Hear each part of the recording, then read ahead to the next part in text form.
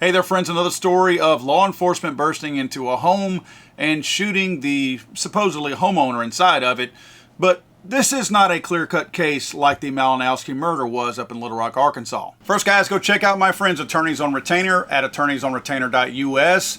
Don't trust an insurance company with your self-defense, guys. These guys are the ultimate self-defense program offered by a law firm. This is literally on the front page of their website. These guys are going to cover you whether you are charged or convicted of a criminal act, take a plea deal, use an illegal weapon or firearm, hope you're not. They provide coverage in all 50 states, have a 24/7 emergency line. 100% of your criminal and civil defense fees are covered through trial. If you go there now and sign up, you will get $50 off your one-time sign-up fee. That's $50 off the $100 sign-up fee. Go there now, use my code FTATF. Again, that's attorneysonretainer.us. I'm going to show you guys a news report here of a man in Illinois who, by the way, did not have his permission slip, his FOID card, but allegedly shot at law enforcement, and 3 law enforcement officers got shot. Now, I'm going to show you the news report, then we have body cam footage, and I'm going to let you guys make up your own mind and really tell me what your thoughts are, because I'm kind of perplexed on this one, and I'll tell you why in a second. The Sheriff's Office releases new body camera footage Tuesday showing what happened during a critical incident on June 12th. It was then that 3 law enforcement officers were sent to local hospitals after they were shot by an alleged gunman. We do want to warn you, the footage you're about to see and hear may be disturbing. Wait, Ted. Bang out.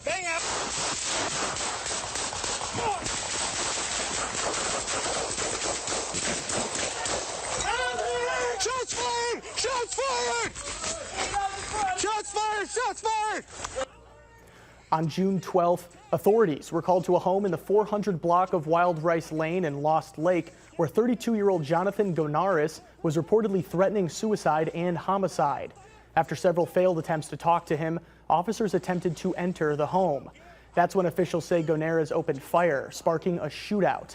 Gonaris was also hurt during the exchange. He now faces several charges, including attempted first-degree murder and aggravated discharge of a weapon. So a wellness check, right? Wellness check going wrong. This guy likely was on some type of SSRIs or something like that because he has all the symptoms of it based on what the charge was, or the allegation rather, as to why these guys went there. They went there pretty much for a wellness check because this guy was talking about suicidal and homicidal ideation, SSRIs. In many cases, those are a direct link to that, all right? So they go there, and I believe it was the mother who called. Now, it's hard to find information on this story. Now, this happened a week ago, so I kind of gave it enough time for things to come out. I don't know if the mother lived there. I don't know. It doesn't appear that anybody else was inside this home when all this took place. In fact, when you look at the charges of it, there's no charge of imprisonment or involuntary imprisonment or whatever the charge is whenever you hold somebody against their will.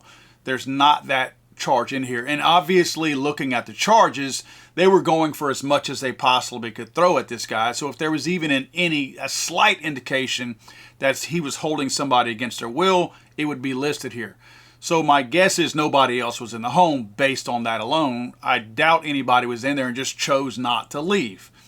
So I have a lot of questions about that. First of all, entry into the home. The claim is that these guys tried to reach this man for 3 hours. The call was made at 8:30, and as you can see, the actual body cam footage is 11:40 or something like that. So 3 hours later, after the call was made, they force entry into the home.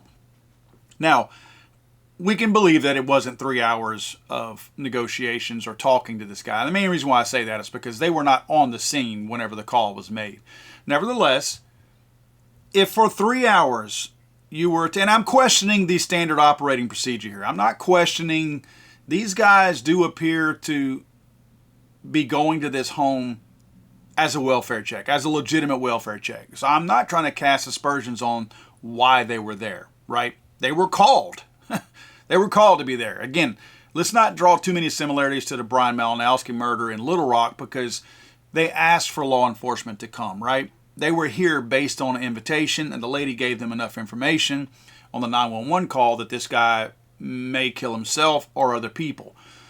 You also notice that one of the guys walking in has a medic pack on his back. I don't think that's because they were going in there to shoot the guy. I think they assumed this guy may do some harm to himself, and they were wanting to be prepared whenever that took place. So I do commend these guys for what they're doing. It's their technique that I question, and it's not their fault, so to speak, unless they're just not following their orders or the way they were trained. This just seemed like a really suspect way to do this. What I mean by that is forcing entry to the home only 3 hours after the 911 call was made. If you truly believe that this guy, they claim that the call said he also had guns in the home. So you have that potential threat there. If he's alone, which again we have to assume that because he was not charged against with false imprisonment. If that's the case, look at a couple of slides that I pulled right here. One of them is this garage door, right? There's a keypad on it.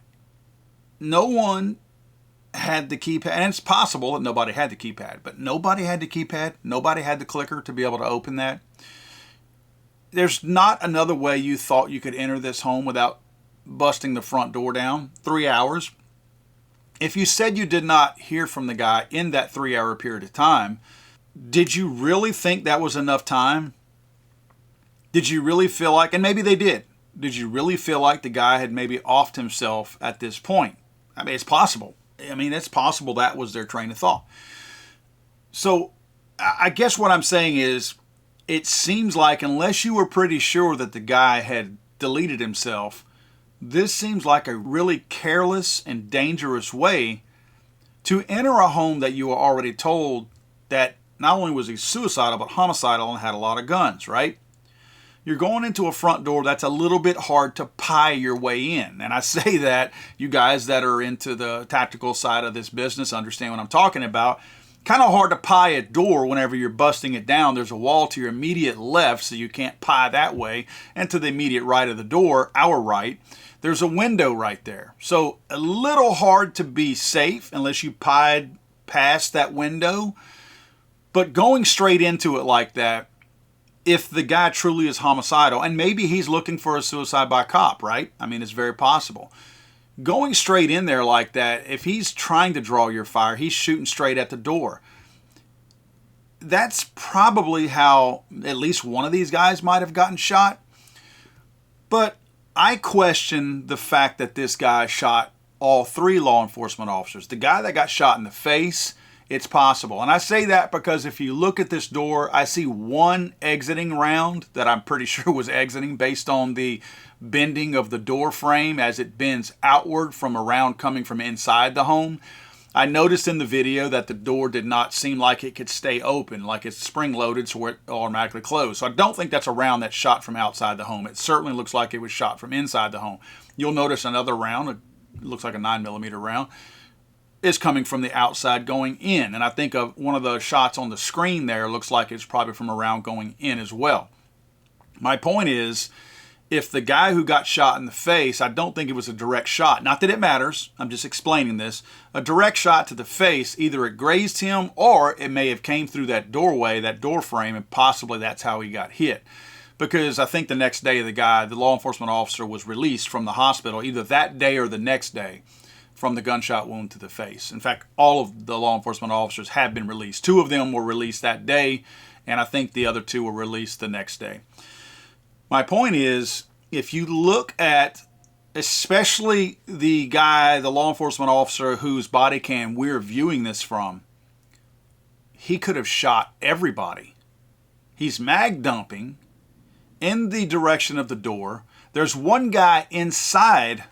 There's literally the guy still inside the home when this guy's mag dumping into the door. There's a guy in his direct line of fire that he can visibly see, and there's a guy to his left that he also can see. Most of these law enforcement officers have the knowledge that the majority of their shots, especially the first shots, are going to be definitely off target and randomly sprayed all over the place because of adrenaline dump and things of that nature. So these guys have to know that. And he's shooting in the direction of everybody else that's in front of him, downrange from him. It would not surprise me if they take the time to investigate this, that this one law enforcement officer probably shot everybody. Maybe the guy who got shot in the face was shot, again, through the doorway. That's possible.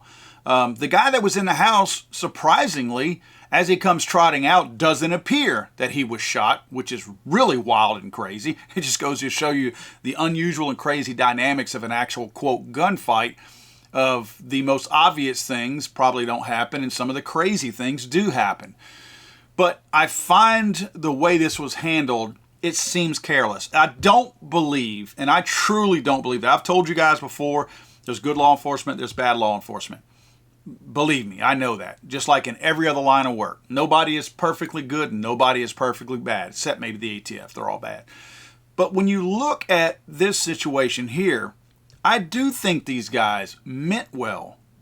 And the guy making the decision to bust this door down, I can promise you, is not one of these guys busting the door down. That guy's safe behind a car or at his own office. So somebody gave these guys direction to do what they're doing. This seems like it was carried out super unsafe. All these guys that tried to enter this home, they're all lucky that they're alive. They're lucky that they don't have life-threatening injuries. They're lucky the guy didn't have an AR-15 or maybe a .308, with something a little bit more effective, certainly something that could have compromised the body armor, because one of the guys was shot 2 or 3 times in his plate carrier. So they're very lucky that they didn't have something that could defeat those plates. This, to me, if that is standard operating procedure, they need to relook at this. I've seen many instances. If you notice, they threw a flashbang in there, right? I've seen many instances where people threw tear gas or whichever into the home to flush the guy out. I thought that was standard operating procedure, right? If you had a person who was no threat to anybody outside the home because they're in the home and you've got the home surrounded, clearly you're surrounding the entire home. So the guy has no way to get out of the home. I really did think, and I'm not law enforcement, I thought tear gas was SOP. I thought that was standard operating procedure. How do you not try to flush the guy out? Don't make the assumption that he's dead. I heard the guy, when he rounded the bush, say something about he might have heard a bang inside the home. Well, that's not proof that the guy might have shot himself or shot anybody else for that matter. I really question these tactics. Are we to a point now where we are giving up on any kind of legitimate training? Between the whole technique of entering the home, the timing of entering the home, the first choice of breaching the door with 3 or 4 guys right there in the line of fire going into the front door, instead of maybe if they're going to throw the flashbang in, throw it in before. If you don't have your tear gas or whatever, throw the flashbang in through the window. Knock the glass out and toss the thing in there. I understand it could bounce off of it, but break the glass. You can get somebody to the right of that window and break it. This was not a high-stress situation up to that point. Again, they waited 3 hours. They had a lot of time. I know that you look at situations like this and you think, in many cases, when things are moving fast, well, they didn't have time to plan all that out. Well, in this case, they did. They had 3 hours to plan out how they wanted to flush the guy out. This was the plan. This was the plan. Again, this was not a high-stress, we got to move now kind of situation. You could have waited another 3 hours and easily prevented anybody from getting shot. Flashbang. Wait on the tear gas. Somebody's got tear gas. Somebody. There was a police department and a sheriff's department on this site. You don't think somebody could have had access to tear gas?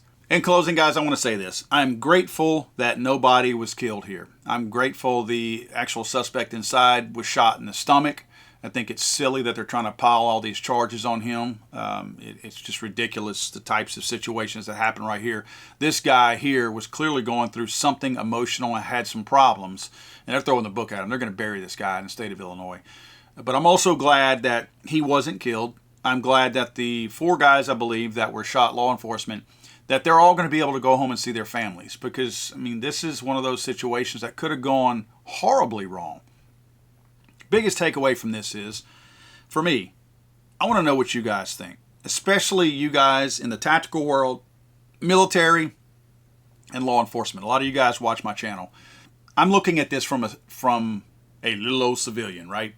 Just a guy. Not a badge carrier. I'm a guy that carries a gun. I'm curious what you guys think that do this for a living. Was this all handled right? Was it planned right?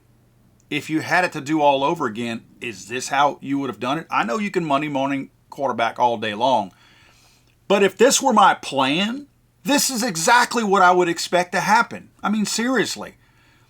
If I'm breaching the front door, I'm not expecting the guy to run out the back door. This is kind of what I would expect. If the guy's homicidal, I would expect him to shoot at you coming in his home. So this makes sense to me the way it happened. I just don't think it was planned out right. And I'm curious what you guys think. And even you guys who are not law enforcement. I mean, we are all entitled to our own opinion. Obviously, in many cases, we have as much common sense as anybody else that has formal training. So I'm curious what everybody thinks. Is this how you would have done it? If you were the guy calling the shots, would you have handled it like this? Would you have done something different? If you would have done it different, what would you have done? I question a lot in the way this was carried out. And I'd like to see some change in standard operating procedure, if that was standard operating procedure. God save the Queen, man. I'm sorry, I thought this was America.